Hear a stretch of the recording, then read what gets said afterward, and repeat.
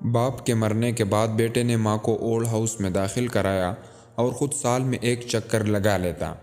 ایک دن old house سے اسے کال آئی کہ آپ کی والدہ کی طبیعت بہت خراب ہے۔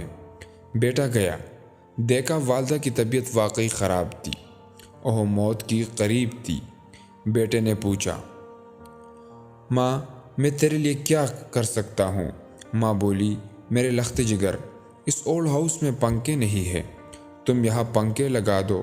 بیٹا حیران ہو کر، ماں آپ نے اتنی مدت یہاں گزار دی اور اب موت کے قریب آپ نے یہ فرمائش کیوں کی؟ ماں بولی، بیٹا میں نے تو اپنی زندگی گزار لی اور ڈرتی ہوں کہ کل جب تیرے بچے تجھے یہاں چھوڑیں گے تو گرمی برداشت نہیں کر سکتا۔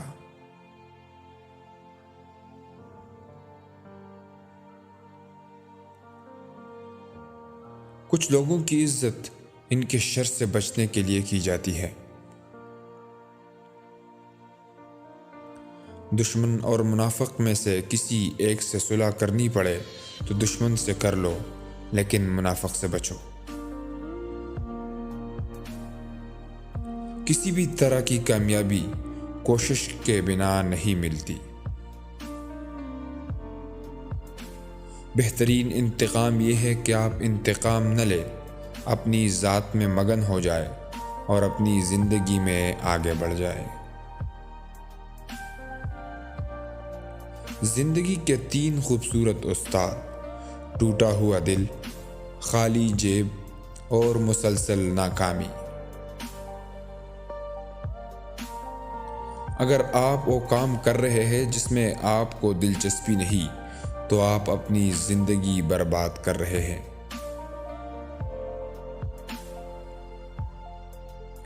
جو شخص زیادہ ہنستا ہے اس کا دل مردہ ہو جاتا ہے، اور جو اپنے غصے کو نہیں روکتا وہ جلد ہلاک ہو جاتا ہے۔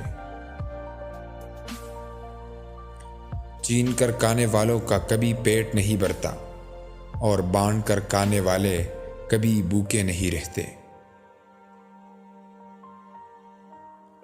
ہاتھ کی لکیروں پر نہیں بلکہ لکیر بنانے والے پر بھروسہ رکھے۔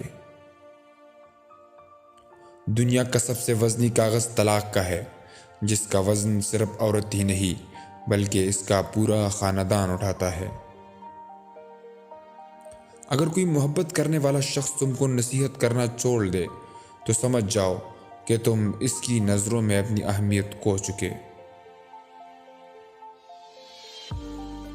عمر میں بڑا ہونے سے کچھ نہیں ہوتا، بڑے آپ تب ہوتے ہیں جب آپ دوسروں کو سہنا اور برداشت کرنا سیکھ جاتے ہیں۔